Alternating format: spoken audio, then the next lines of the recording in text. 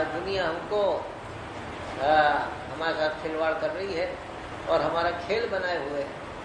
جس طرح درجے میں بچے کسی بیوقوف کا بعض لڑکے دھیرے ڈالے ہوتے ہیں نا عقل کے، تو پورے درجے کے لڑکے اس کو ٹکیاتے ہیں. تو ادھر سے مار دیا، کہے کس نے مارا، ادھر سے مار دیا، کس نے مارا.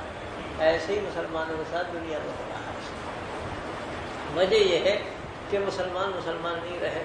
تو مسلمان تو وہ ہیں کہ جو خود قابل احترام ہے، اور قابل احترام یعنی قوم کی حیثیت سے بھی حکم بھی دیا گیا ہے کوئی کسی کا مذاق نہ اڑائے. کوئی قوم کسی قوم کا، مرد مردوں کا، عورتیں عورتوں کا مذاق نہ اڑائیں. ہو سکتا ہو تم سے بہتر ہو، تم نہیں جانتے کہ یہ بہتر ہے یا یہ بہتر ہے، تو کس بنیاد پر مذاق اڑا رہے ہو؟ تمسخر کس بنیاد پر کیا جا رہا ہے. اور ایک دوسرے کو برے القاب سے مت یاد کرو، برا نام مت لو، اسلام لانے کے بعد گناہ کی بات مت کرو، اور توبہ کرتے رہو. جو توبہ نہیں کرے گا وہ ظلم کے راستے میں اپنے آپ کو ڈال دے گا. جو آدمی یہ توبہ کرتا رہتا ہے تو وہ ہے کہ وہ اسلام کے راستے پر اپنے کو لگائے رکھتا ہے. روڑا آ گیا ہٹا دیا، گڈھا آ گیا پور کر کے آگے بڑھ گئے. اس طرح چلتا رہتا ہے. اسی کو قرآن کی ایک آیت میں فرمایا گیا وَلَا تَمُوتُنَّ إِلَّا وَأَنْتُم مُسْلِمُونَ. دیکھو تم کو موت نہ آئے مگر اس حال میں کہ تم مسلم ہو. اس میں بھی اشارہ اس بات کی طرف ہے کہ یہ ضروری نہیں کہ ہر مسلمان شروع ہی سے کامل ہو جائے. ہاں بچپن میں تو سب کامل ہوتے ہیں، اللہ میاں کوئی نفس نہیں رکھتا ہے، لیکن آدمی اپنے اندر وہ برائیاں پیدا کر لیتا ہے. بالغ ہونے کے بعد یا اس میں پہلے عادتیں پڑ جاتی ہیں، وہ عادتیں اس کو غلط راستے پر ڈال دیتی ہیں. تو فرمایا گیا جو اس طرح کی باتیں پیدا ہو گئی ہیں ان کو ایک ایک کر کے دور کرتے چلے جاؤ، یہاں تک کہ مسلم ہو جاؤ. مرنے سے پہلے ہو جاؤ. جیسے جب رخصتی ہوتی ہے عورت کی تو اس سے پہلے اس کو تیار کیا جاتا ہے. اور آج کل تو بہت زیادہ بڑھ گئی یہ بات کہ دانت اگر ٹیڑھے ہیں تو سیدھے کرا لو، اور اگر کچھ کھال ادھر ادھر دھبے پڑ گئے تو جا کے پلاسٹک سرجری کرا لو، اور یہ کرا لو وہ کرا لو، تاکہ جب رخصتی ہو تو وہاں پسند کر لی جائے اور پھر وہاں اچھی نہیں گزرے. یہ رخصتی پر ہوتا ہے. اسی لیے یہ آیت خاص طور سے نکاح میں پڑھی جاتی ہے. میں بہت دنوں تک غور کرتا رہا کہ نکاح سے اس آیت کا تعلق کیا ہے. نکاح میں تو خوشی کا دن ہوتا ہے اور کہا جا رہا ہے مرنا نہیں مگر اس حال میں کہ تم مسلم ہو چکے ہو. نکاح کے وقت مسرت کے موقع پر موت کو کیسے یاد دلایا جا رہا ہے؟ تو بات یہ ہے کہ عورت کی رخصتی سے مرد کی رخصتی کی طرف لایا جا رہا ہے کہ دو رخصتی ہوتی ہیں. ایک عورت کی رخصتی ہوتی ہے، اس کو خوبصورت بنا کر لاتے ہیں، اور جب تمہاری رخصتی ہو تو خوبصورت بن کر آؤ. یہ ہے بس دونوں میں تعلق بظاہر. اس لیے کہ حدیث میں آتا ہے کہ جب صاحب ایمان یعنی مسلمان مرتا ہے تو اس سے کہا جاتا ہے قبر میں نم کا نومت العروس، جس طرح دلہن سوتی ہے اس طرح سو جاؤ. جس طرح اچھی خوبصورت دلہن کو رخصت کر کے لاتے ہیں اور بناتے سنوارتے ہیں، پہلی رات میں تو بنایا جاتا ہے اور وہ آ کر یہاں رخصت کر کے لاتے ہیں اور سلا دی جاتی ہے. پھر اس کا شوہر اس کو آ کے دیکھتا ہے، اس کے ساتھ رہتا ہے.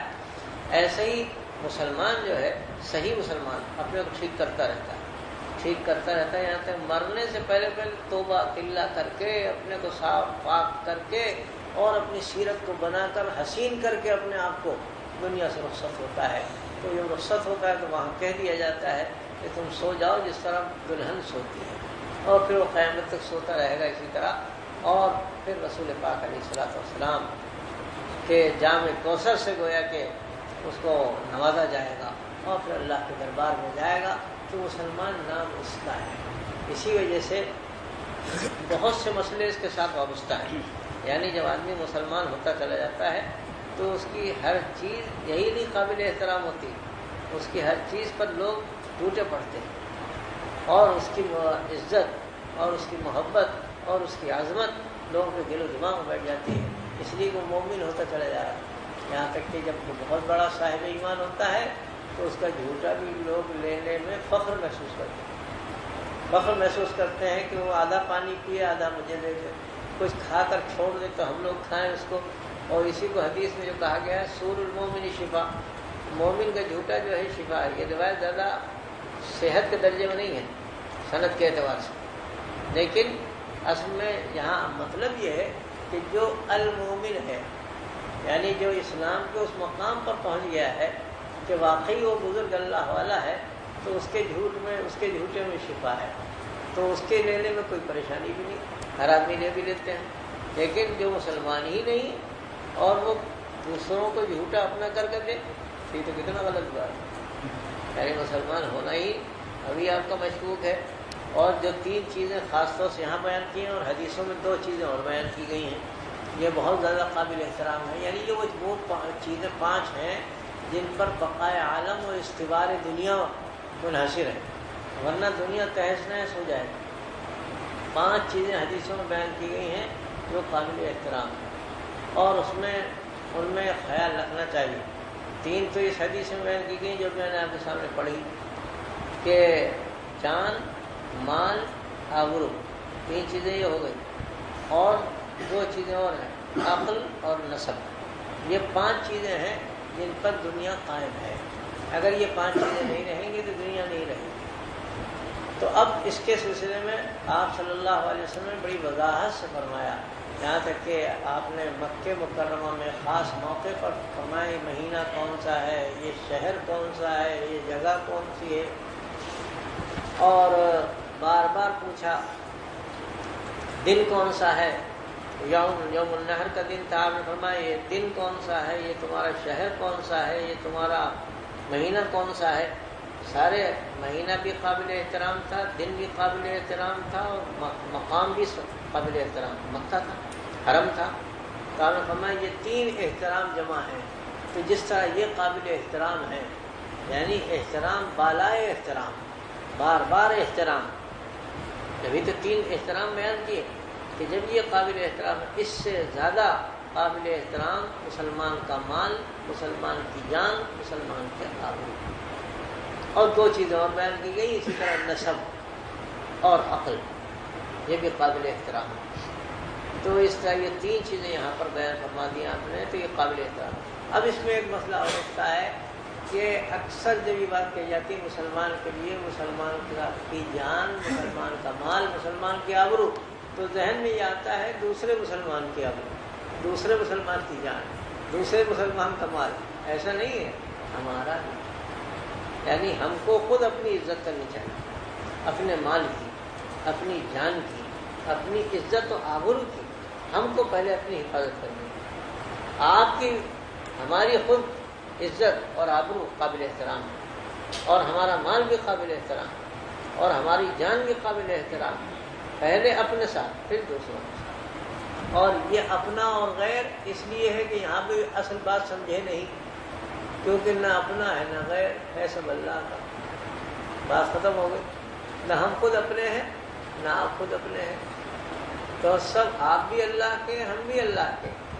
تو اللہ نے کہا کہ قابل احترام ہو تو ہم کو خود احترام کرنا ہے. اب مسئلہ جان کا ہے، تو کسی کو قتل کرنا یہ حرام ہے، بلا وجہ قتل کرنا بالکل حرام ہے، سب سے بڑا گناہ ہے، اس سے بڑھ کر کوئی گناہ نہیں. یہاں تک کہ قرآن شریف میں فرمایا گیا جان بوجھ کر کسی صاحب ایمان کو قتل کرتے تو ہمیشہ جہنم میں رہے. جان بوجھ کے قتل کرنے کی سزا اگر کسی مومن کو کوئی کرتا ہے تو ہمیشہ جہنم میں رہے گا، قرآن شریف میں فرمایا گیا. لیکن اسی کے ساتھ یہ بھی ہے کہ اپنے کو مارنا بھی حرام ہے. جس طرح دوسرے کو قتل کرنا حرام ہے، اپنے کو بھی قتل کرنا حرام ہے. یہیں سے مسئلہ یہ واضح ہو گیا کہ نہ غیر کو مارو نہ اپنے کو مارو، اور نہ کوئی دنیا میں ایسا ہے جو اجازت دے مارنے کی. آج کے لیے مسئلہ چل رہا ہے نا یورپ میں یہ ہے کہ اگر کوئی خود اپنے آپ کو مارنا چاہے تو اس کی اجازت دینی چاہیے. بعض جگہ اجازت ہو گئی ہے، یعنی کوئی بوڑھا آدمی جائے اور کہے کہ ہم کو انجیکشن موت کا لگا دیجیے زہر کا تاکہ ہم مر جائیں، تو اجازت دی جا رہی ہے. اس لیے کہ آپ اپنے ہیں، آپ کی جان جو ہے وہ آپ کی ہے. اگر آپ چاہیں کہ ہم خودکشی کرنا چاہتے ہیں ٹھیک ہے کر لیجیے، لیکن یہ اسلام میں تو اجازت کبھی ہو ہی نہیں سکتی. تو اب جان مارنا اتنا تو ہم سمجھ گئے، صرف اتنی بات نہیں ہے. ہر وہ چیز جس سے جان کو نقصان پہنچے وہ بھی ناجائز. جس درجے میں نقصان پہنچے گا اسی درجے میں ناجائز ہو جائے گا. یعنی ہر وہ چیز آپ جو استعمال کریں جس سے آپ کے جسم کو نقصان پہنچے وہ آپ کے لیے اسی درجے میں مکروہ ہو جائے گی. اسی لیے یہ دنیا بھر کی جو چیزیں استعمال میں آتی ہیں جس سے معلوم ہو جائے کہ گردے کو نقصان پہنچ رہا ہے یا دل کو نقصان پہنچ رہا ہے، دماغ کو نقصان پہنچ رہا ہے، یا جسم جس سے گھل رہا ہے اور اس کی توانائی کم ہو رہی ہے، اسی درجے میں ناجائز ہوگی. اس لیے کہ ہر اس چیز کا استعمال کی اجازت ہے جس سے صحت ہو اور طاقت آئے، اور ہر اس چیز کے استعمال کو منع قرار دیا گیا ہے جس سے صحت خراب ہو. یعنی اسی وجہ سے یہ جو نشاور چیزیں ہیں ان کو بھی منع کیا گیا ہے. اس کی ایک وجہ اور بھی ہے جو بھی بتاتے ہیں. اور اس کے علاوہ یہ بیڑی ہے، سگریٹ ہے، جس سے دانت خراب ہو. گویا کہ یہ سمجھ لیجیے کہ آنکھ بھی خراب نہیں ہونی چاہیے، دانت بھی خراب نہیں ہونے چاہیے، کان بھی خراب نہیں ہونے چاہیے. سر کے بال سے لے کے پیر کے ناخن تک کوئی چیز آپ کی نہیں ہے. آپ کو ایسا کام کرنا چاہیے کہ یہ ساری کی ساری چیزیں صحیح رہیں اور ان کو کوئی نقصان نہ پہنچے، اور ایسا کوئی کام نہیں کرنا چاہیے جس سے صحت خراب ہو. یہ بہت اہم بات ہے، اس کو اکثر لوگ نظر انداز کر دیتے ہیں. یہ بہت اہم بات ہے اور یہ حق ہے آپ کا. اسی وجہ سے کھانے کا بھی اہتمام کرنا چاہیے اور دوسری چیزوں کا، ورزش کا اہتمام کرنا چاہیے اگر اس کی ضرورت ہے. اسی وجہ سے تھانوی نے تو یہاں تک لکھا ہے کہ صبح کا ٹہلنا، اگر آپ کی صحت کو صبح کا ٹہلنا ضروری ہے، صبح کا ٹہلنا، تو آپ چاش پڑھنے سے بہتر ہے کہ وہاں ٹہلے جائیں. یہ بات حضرت تھانوی لکھی. تو آپ اندازہ لگا لیجیے کہ صحت کتنی ضروری چیز ہے. اس کے اور بھی اسباب ہیں، لمبی بات ہے، لیکن یہ اتنا سمجھنا چاہیے. بہرحال گویا کہ اپنی جان کی حفاظت ہمارے ذمہ ہے، تو اس میں خودکشی تو آخری درجہ ہے اور دوسروں کو قتل کرنا ہی تو آخری درجہ ہے.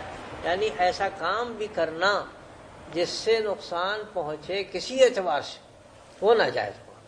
یعنی آپ کی آنکھ خراب ہو جائے یا آپ کے کان خراب ہو جائیں یا آپ کے دانت خراب ہو جائیں، اس سے منع کیا گیا ہے. یہاں تک کہ حدیث میں آتا ہے کہ بعض لوگ کنکری بیٹھ کے مارتے تھے، یوں خزف جس کو کہتے ہیں عربی میں، کہ بیٹھے لڑکے بیکار قسم کے لڑکے ہوتے ہیں نا، بیٹھے ہوئے جہاں کنکریاں پڑی یوں پھینک رہے ہیں، یوں اچھال رہے ہیں. تو آپ نے اس سے منع فرمایا اور کہا اس سے کوئی فائدہ نہیں، شکار ہوتا نہیں.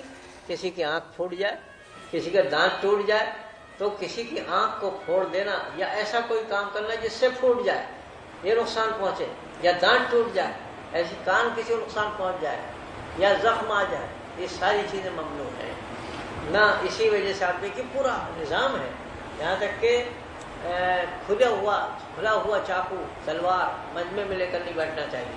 جیسے آپ کا مجمع ہے، اس میں کوئی صاحب تلوار کھلی بھی لے کر آئیں یا چاقو کھلا ہاتھ میں لے لیں تو کسی کے لگ سکتا ہے، اس سے منع کر دیا گیا.